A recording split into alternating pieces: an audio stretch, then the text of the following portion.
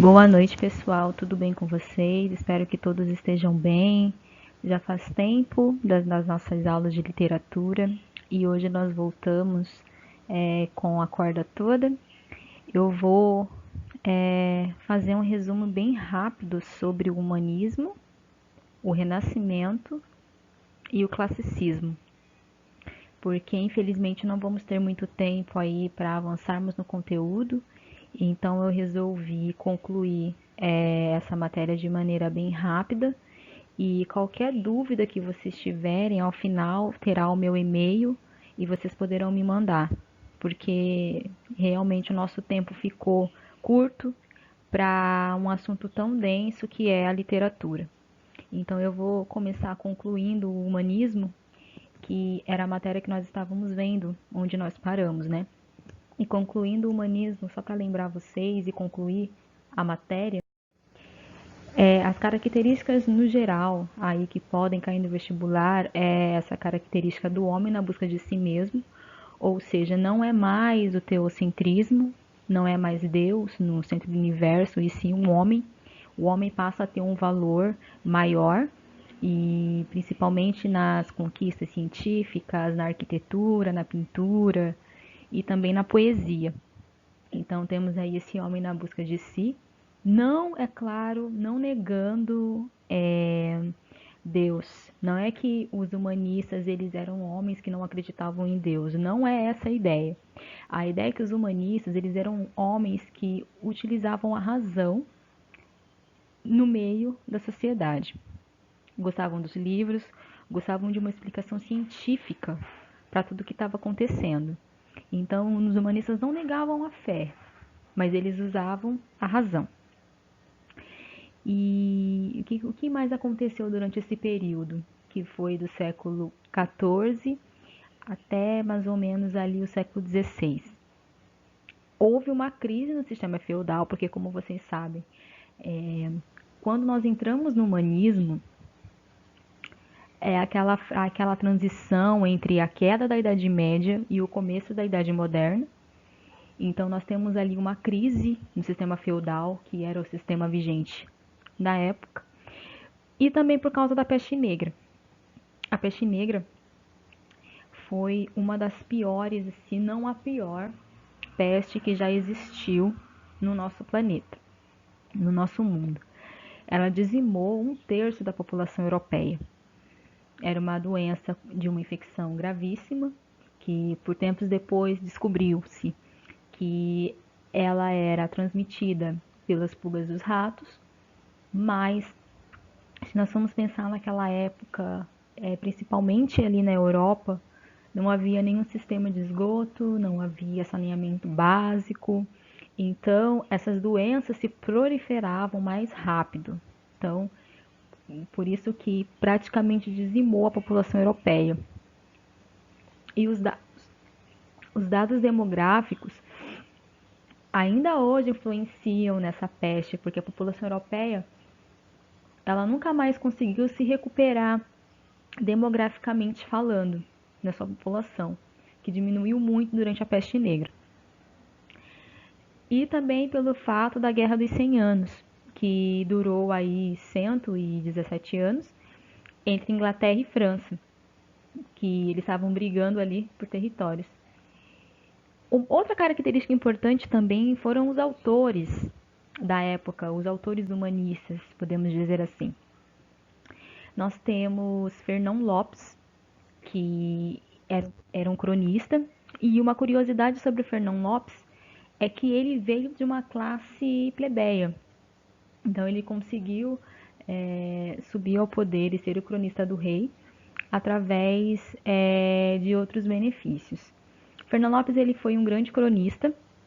E primeiramente, lembrando lá da aula, o que era um cronista? O cronista era a pessoa, né? Quer dizer, o homem, porque lembrando que quem havia nessas profissões, quem exercia essas profissões, eram os homens, que eram considerados cidadãos. E é lógico que aí tem todo aquele sistema de os homens maiores de 18 anos e com posses de terras ainda naquela época, porque lembrando que o humanismo é essa transição entre a Idade Média e a Idade Moderna. Então, nós não estamos totalmente na Idade Moderna, mas também ainda não saímos ali da Idade Média. E, então, o Fernão Lopes ele era o cronista, e a função do cronista era escrever relatos sobre o rei, sobre viagens, sobre a família real, para que eles deixassem esse documento como se fosse uma lembrança para os reinos seguintes, para o povo, porque era de extrema importância que o povo se agradasse, ou vamos até utilizar uma palavra mais melhor, amasse o rei e a monarquia que fazia parte, que tinha ali o poder centralizado nas mãos do monarca. E então o Fernão Lopes ele fazia esse trabalho de contar relatos sobre a viagem, de contar ao rei o que estava acontecendo, isso durante, não só durante a expansão marítima, mas para a expansão marítima, que aí você tem essa divisão entre Idade Média e Idade Moderna, e o cronista tinha essa função de avisar o rei o que estava acontecendo, quantas pessoas morreram e como morreram. Então ele tinha essa função bem descritiva da viagem, das novas terras conquistadas. Então o cronista tinha essa função. E Fernão Lopes foi um dos, haviam outros, mas ele foi o cronista que mais se destacou. E uma outra curiosidade, e que é de fato importante, é que os cronistas, eles não falavam mal do rei, até porque eles trabalhavam para eles prestavam esse serviço ao monarca, ao rei. E nós temos também outra característica importante que pode cair no vestibular, é os mecenas. Então, o Fernão Lopes ele era patrocinado aí por essa realeza, por esses reis, e pela forma do mecenato, que era a arte que era paga por esses monarcas, para que falasse bem da sua família. E isso não só na literatura, não só na escrita, mas também os pintores, na arquitetura. Então, os profissionais de arquitetura, os profissionais de pinturas, eles faziam vários quadros com a família real, com a nobreza da época, com o clero também. Há várias pinturas do clero e que eram patrocinados, os mecenas eram patrocinados pelo clero, pela realeza, pela monarquia vigente na época.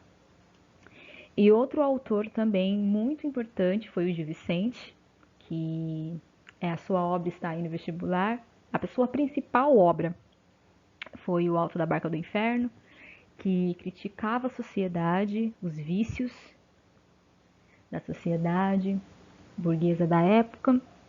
E lembrando que a burguesia, ela saiu da Idade Média muito forte, com uma força muito forte. Então, nós temos ali, não mais nessa transição, a igreja, ela deixa de ter todo aquele poder. É lógico que a Igreja Católica Romana, ela ficou no poder durante muito tempo. Não é que ela não mais influenciava, ela continuava influenciando na vida das pessoas, como a religião cristã do Ocidente, e, portanto, a que era ligada ao bem, temos essa concepção de bem e mal, mas a nobreza e essa nova classe da burguesia começou a aparecer e começou a dar os primeiros passos, aí daí para a Idade Moderna, que aí depois, mais para frente, nós vamos estudar todas as outras revoluções. Revolução Francesa, é importante lembrar que a Revolução Francesa ela foi uma revolução burguesa, ela não foi uma revolução do proletariado, ela foi uma revolução burguesa. Haviam interesses burgueses ali em decapitar os reis, nós vamos estudar isso mais para frente. Então essa nova classe burguesa começou a surgir nessa transição entre Idade Média e Idade Moderna. E Gil Vicente contribuindo com os seus escritos também, com as suas farsas, com os seus tipos, e também foi um grande teatrólogo. Então, Gil Vicente ele é mais conhecido como teatrólogo, inclusive a obra O Alto da Barca do Inferno é um teatro, que foi muito bem escrito, falando de todas os vícios da época.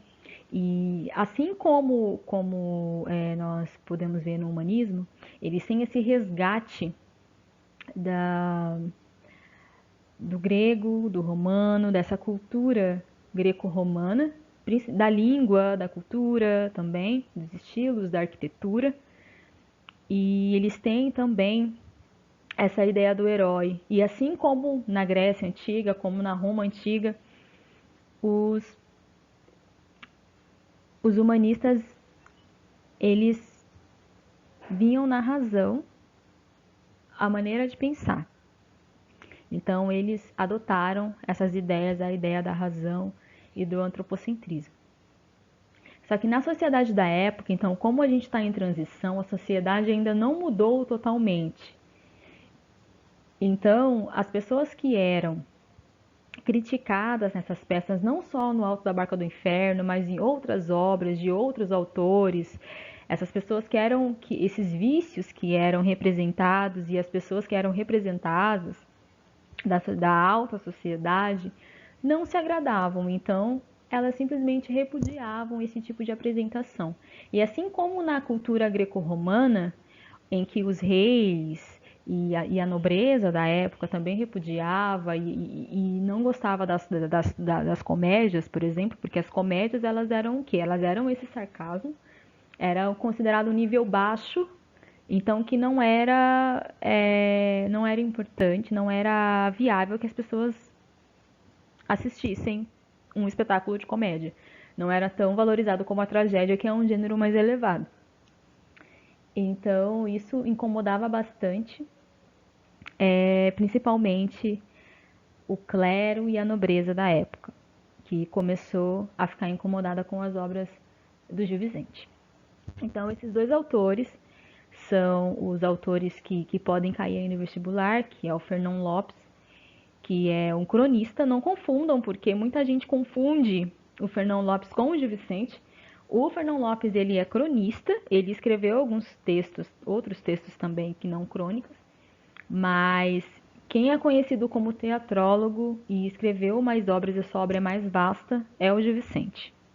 Então não confundam aí, que às vezes pode ter alguma pegadinha no vestibular. E outra característica importante que veio aí também fazer essa transição entre Idade Média e Idade Moderna é a poesia palaciana, que o nome já diz que a poesia ela era declamada nos palácios. E por que que a poesia ela era declamada? Porque ela não era lida por um leitor solitário, porque ainda não havia a imprensa de livros. Então, para você levar seu livro para casa, né? Então, essa leitura individual, ela veio depois do advento da imprensa e que começou a se fazer esses romances, folhetins, que até os folhetins ficaram muito conhecidos aqui no Brasil no século XIX, com Machado de Assis e outros autores brasileiros que nós vamos estudar mais para frente no realismo. Então a poesia ela era cantada também porque haviam muitos analfabetos, muitas vezes até os reis não sabiam ler, então isso era uma realidade da época da Europa. Então quando a gente pensa em Europa, é importante a gente ter esse pensamento que a Europa ela não era, digamos que nem um pouco avançada, é, intelectualmente falando, culturalmente, né? Acho que a cultura ela faz parte, acho que cultura não existe culturas mais avançadas que as outras, não existe. E a Europa, em termos de estrutura, de saneamento básico, enquanto a gente pega, por exemplo, civilizações como maias, como os astecas, ele já havia irrigação. Irrigação na parte falando de agricultura irrigada, com irrigação, e também já havia saneamento básico. E aí a gente, voltando ainda um pouco mais para trás, na primeira civilização, que segundo os historiadores, eles chamam de a primeira civilização, que foi a civilização egípcia. Lá na época do Egito já havia irrigação, então, através do rio Nilo, pelo rio, as enchentes do rio Nilo, por isso que chamam que o Egito é uma dádiva do Nilo, porque o Egito não poderia existir ali não poderia haver vida ali sem o Nilo. Então a gente tem esse exemplo que a Europa não havia coisas básicas de saneamento básico, de higiene, de estruturas de construções.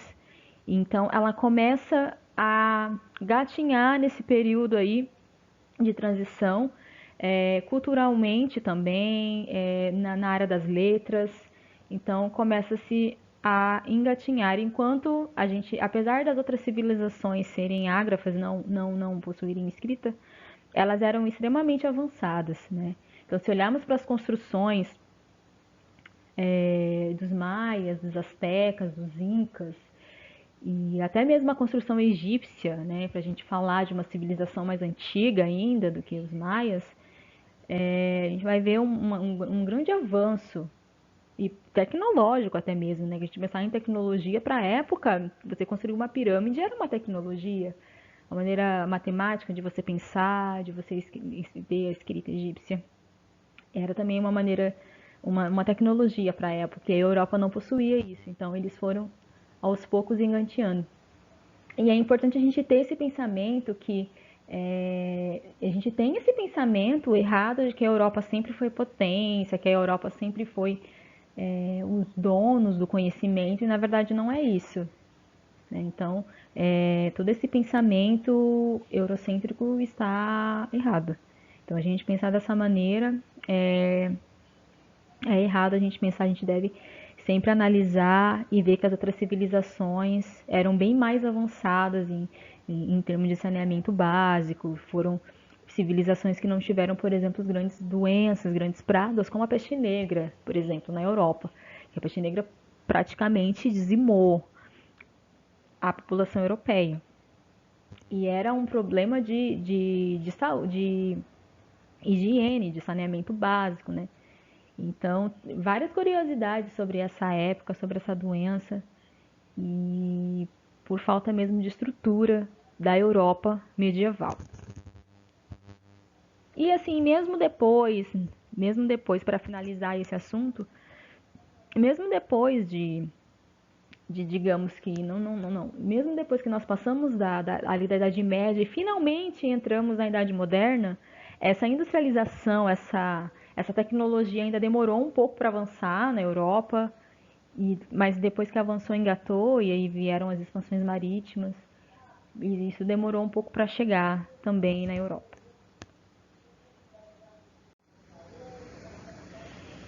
Bom, o Renascimento, saindo do humanismo, nós temos o Renascimento.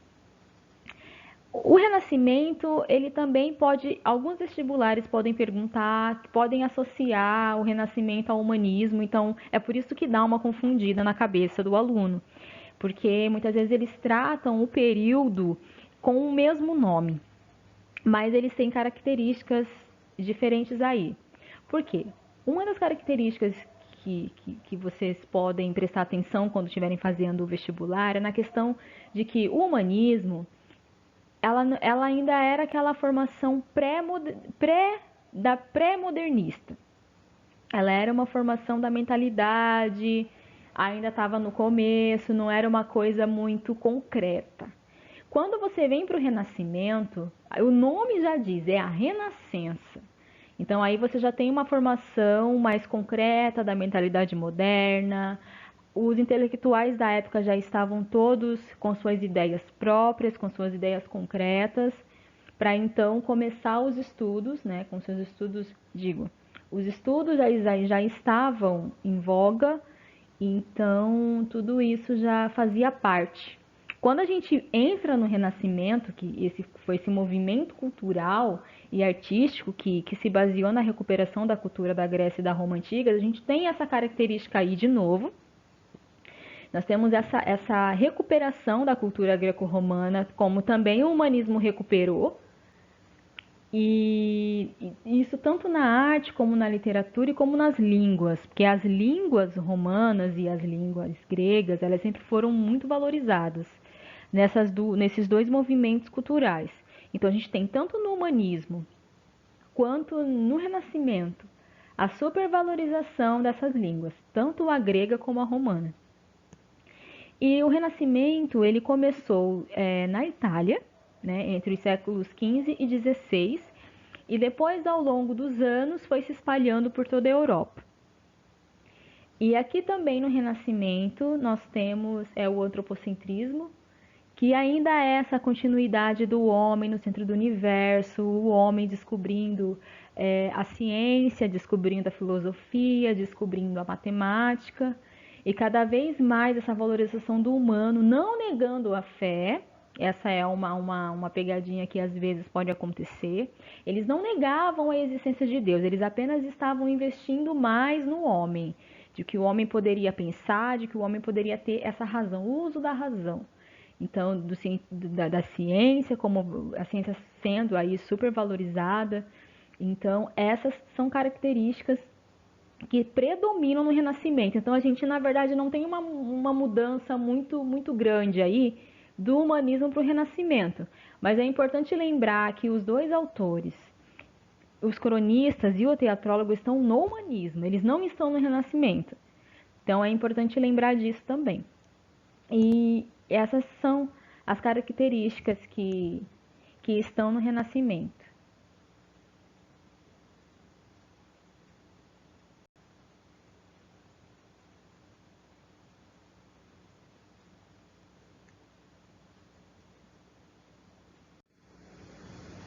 Bom, nós temos também no Renascimento uma outra característica importante, que é o desenvolvimento cultural.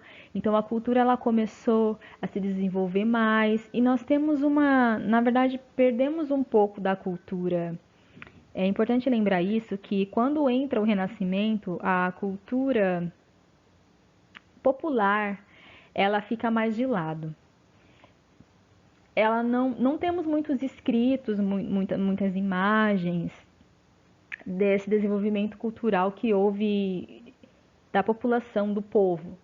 Mas sim, a gente teve um desenvolvimento cultural nas artes plásticas, na arquitetura, na ciência, na pintura. Pintura foi importantíssimo esse desenvolvimento cultural.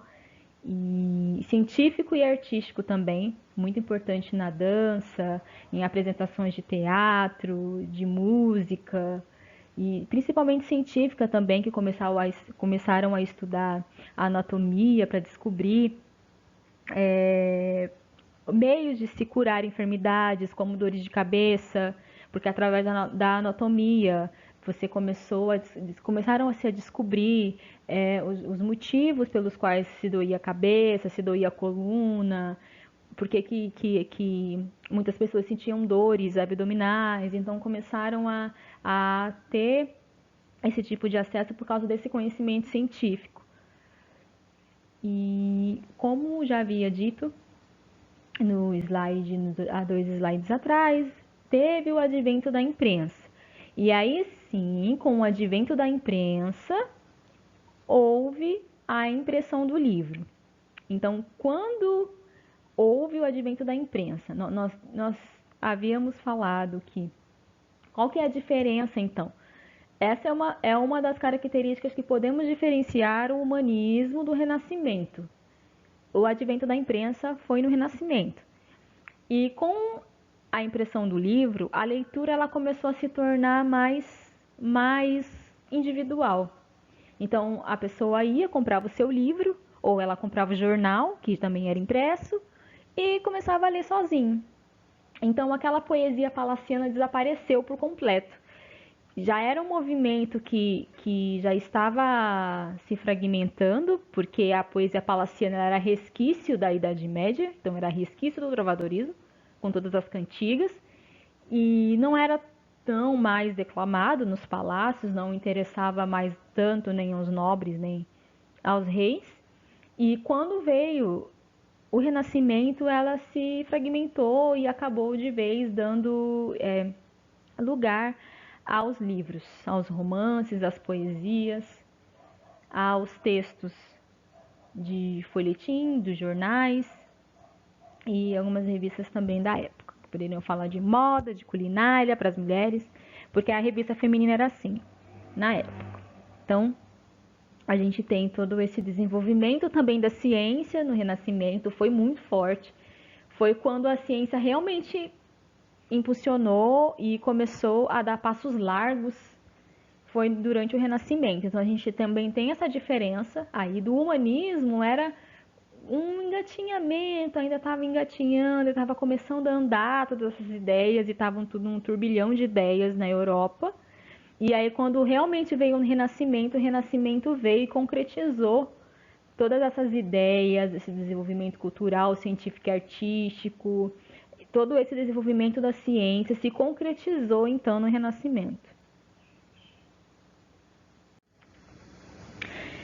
Bom, terminado aí o Renascimento, nós temos um outro movimento que é o classicismo. Sim, nós estamos estudando 3 assuntos para a gente tentar enxugar esse assunto e na próxima aula vamos estudar o romantismo, que é um assunto muito importante que cai nos vestibulares. O classicismo, ele aconteceu, o contexto histórico do classicismo. Então, dependendo, muitos vestibulares tratam os 3 como uma só, como se fosse uma só coisa, digamos assim. Então, a gente tem o humanismo, o renascimento e o classicismo. Mas o que foi o classicismo? O que a gente pode, né, o que vocês podem diferenciar na hora da prova? A gente tem o classicismo, durante o classicismo, aconteceu no contexto histórico a reforma protestante, que foram as reformas lideradas por Lutero. Só que não foram só as reformas de Lutero. Houve também as reformas calvinistas, anglicanas, do rei Dom Henrique VIII da Inglaterra. Houve várias outras reformas.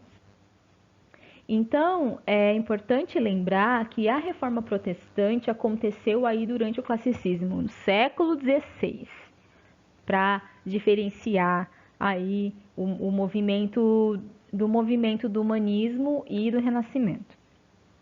E nós temos também um importante autor dessa época, o português Luís Vaz de Camões, e já fizeram vários memes, fizeram também vários escritos do Luís Vaz de Camões. E ele escreveu a sua obra mais importante, não tem como não falar dos Lusíadas, que foi a sua obra mais importante, que é uma epopeia. É uma obra conhecida que tem como principal assunto a viagem marítima de Vasco da Gama às Índias, que era uma espécie de diário de viagem. É mais ou menos parecido também com o cronista, mas ele escreveu essa obra em uma epopeia. E o Luís Vaz de Camões, então, é o principal autor aí do classicismo. Acredito que eles não vão trabalhar outro autor que não seja ele, porque ele realmente é o mais conhecido e foi o mais importante. E principalmente aí falando sobre as viagens do Vasco da Gama às Índias, grande navegador também português da época, que descobriu aí, entre aspas, né, as Índias, contando as aventuras, uma epopeia e as aventuras do herói, que como eu disse para vocês, a gente no classicismo, é importante lembrar que no classicismo ainda tem essa retomada, quer dizer, retomada a continuação dessa cultura greco-latina. Então a gente ainda tem o herói das epopeias de Homero, da Ilíada e da Odisseia. Então, os Lusíadas eles têm esse toque de heroísmo, de aventura, na leitura desse livro, dessa viagem marítima que acontecia. Bom, gente, é isso, tá? Obrigada. Eu sei que foi um pouco rápido, mas é que para não cansar muito vocês também, a gente decidiu fazer essa aula de uma maneira resumida. Qualquer dúvida que vocês tiverem, podem mandar para o meu e-mail, tá? O e-mail mairasalvatierra@usp.br. Qualquer dúvida que vocês tiverem, vocês podem me mandar. E na aula que vem, que vai ser no dia 21/10 de outubro, marquem aí na agenda de vocês esse dia. Eu vou dar uma aula sobre romantismo. A aula sobre romantismo, ela é bem extensa.